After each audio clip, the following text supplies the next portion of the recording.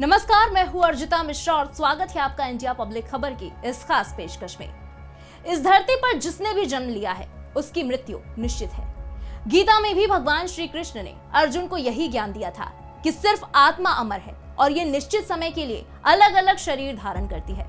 शरीर नश्वर है, लेकिन हिंदू शास्त्रों और पुराणों में वर्णित कथाओं के अनुसार माँ के गर्भ से जन्म लेने वाले 8 ऐसे व्यक्ति हैं जो चिरंजीवी हैं, हजारों वर्षों से इस धरती पर जीवित हैं। यानी इन 8 लोगों की कभी मृत्यु ही नहीं हुई, ना ही इनकी मृत्यु के आज तक कोई प्रमाण मिले।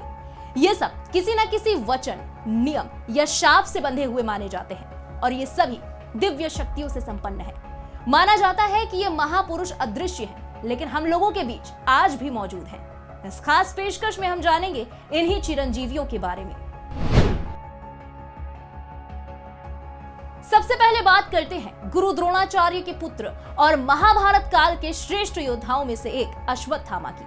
कहते हैं कि अश्वत्थामा के मस्तक पर अमर मणि है और इसीलिए वो अमर है, लेकिन अर्जुन ने वो अमर मणि निकाल ली थी।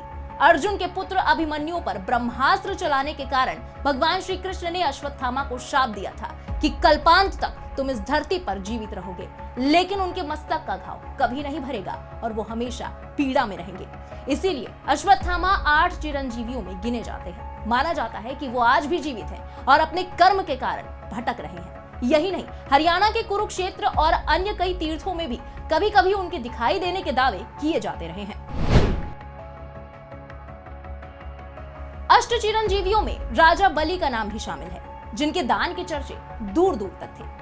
सतयुग में भगवान वामन अवतार के समय जन्मे महाराज बलि ने इंद्रलोक पर अधिकार कर लिया था। राजा बलि के घमंड को चूर करने के लिए भगवान विष्णु ने वामन अवतार में राजा बलि से 3 पग धरती दान में मांगी थी। राजा बलि ने कहा कि जहां आपकी इच्छा हो आप वहां पग रख लीजिए। तब भगवान ने अपना विराट रूप धारण कर 2 पगों में तीनों लोक नाप दिए और तीसरा पग बलि के सिर पर रखकर उसे पाताल लोक भेज दिया। हालांकि मस्तक पर श्री विष्णु के चरण कमल स्पर्श होते ही राजा बलि अमर हो गए। अब बात करते हैं ऋषि व्यास की। महाभारत काल ऋषि व्यास ऋषि पाराशर और सत्यवती के पुत्र थे। ये सांवले रंग के थे और यमुना के बीच स्थित एक द्वीप में उत्पन्न हुए थे। इसीलिए ऋषि व्यास सांवले रंग के कारण कृष्ण और जन्मस्थान के कारण द्वैपायन कहलाए। इनकी माता ने बाद में राजा शांतनु से विवाह रचा लिया। ऋषि व्यास त्रेता युग के अंत में जन्मे थे। श्रावणी मनवंतर में भगवान परशुराम सहित ऋषि व्यास सप्तऋषि के पद पर नियुक्त होंगे, ऐसा उल्लेख भी शास्त्रों में मिलता है। अष्ट चिरंजीवियों में अब बात करते हैं भगवान श्री राम के अनन्य भक्त अंजनी पुत्र हनुमान की, जिन्हें अजर अमर रहने का वरदान मिला हुआ है। त्रेता युग के बाद वो महाभारत काल में भी नजर आते हैं। मान्यता है कि भगवान हनुमान ने लंका में देवी सीता को श्री राम का संदेश दिया था। इसी से प्रसन्न होकर माता सीता ने हनुमान जी को अजर अमर रहने का वरदान दिया।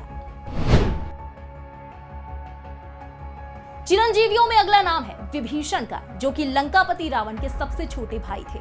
बचपन से ही उन्होंने अपना सारा समय प्रभु के नाम पर ध्यान लगाकर बिताया। श्री राम ने श्री हरि विष्णु के मूल स्वरूप में आकर विभीषण जी को आदेश दिया कि वो धरती पर कलयुग के अंत तक रहेंगे और सभी राक्षसों और मानवों को सत्य और धर्म के मार्ग पर अग्रसर करेंगे। इसीलिए विभीषण जी को भी 8 चिरंजीवियों में से एक माना जाता है। ऋषि कृपाचार्य भी 8 चिरंजीवियों में से एक है। अत्यधिक तनावपूर्ण परिस्थितियों में भी उन्होंने अपने धर्म का त्याग नहीं किया। इस कारण से कृपाचार्य को महाभारत का एक महान चरित्र कहा जाने लगा। भगवान कृष्ण द्वारा आशीर्वाद के माध्यम से कृपाचार्य ने अमरता प्राप्त की थी। भगवान परशुराम को भगवान विष्णु का 6वां अवतार कहा जाता है। कठोर तपस्या के बाद भगवान परशुराम को भगवान शिव ने एक कुल्हाड़ी वरदान में दी थी। ऐसा माना जाता है कि कलयुग के अंत में भगवान विष्णु के अंतिम अवतार के तौर पर कल्कि के गुरु बनकर परशुराम वापस आएंगे। मान्यता है कि भगवान परशुराम अभी मेरु पर्वत के शिखर पर कठोर साधना में लीन है। वही ऋषि मार्कंडेय भी अष्ट चिरंजीवियों में आते हैं। बाल्यावस्था से ही ऋषि मार्कंडेय भगवान शिव के परम भक्त हो गए थे। उन्होंने शिव जी को तपस्या कर प्रसन्न किया था। मान्यता है कि जब यमराज उनके प्राण लेने आए थे तो भगवान शिव ने यम को रोक दिया। महामृत्युंजय मंत्र सिद्धि के कारण ऋषि मार्कंडेय चिरंजीवी बन गए।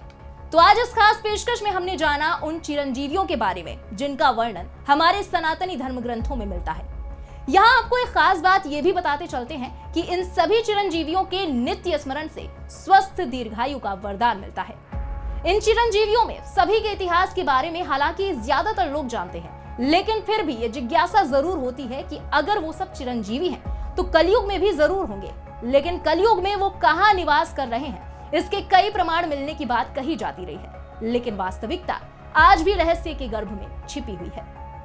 फिलहाल इस खास पेशकश में बस इतना ही। ये पेशकश आपको कैसी लगी कमेंट सेक्शन में लिखकर जरूर बताइएगा। साथ ही वीडियो को लाइक करना बिल्कुल मत भूलिएगा। देश और दुनिया की बाकी खबरों के लिए सब्सक्राइब करें इंडिया पब्लिक खबर के यूट्यूब चैनल को और बेल आइकन दबाना बिल्कुल ना भूलें।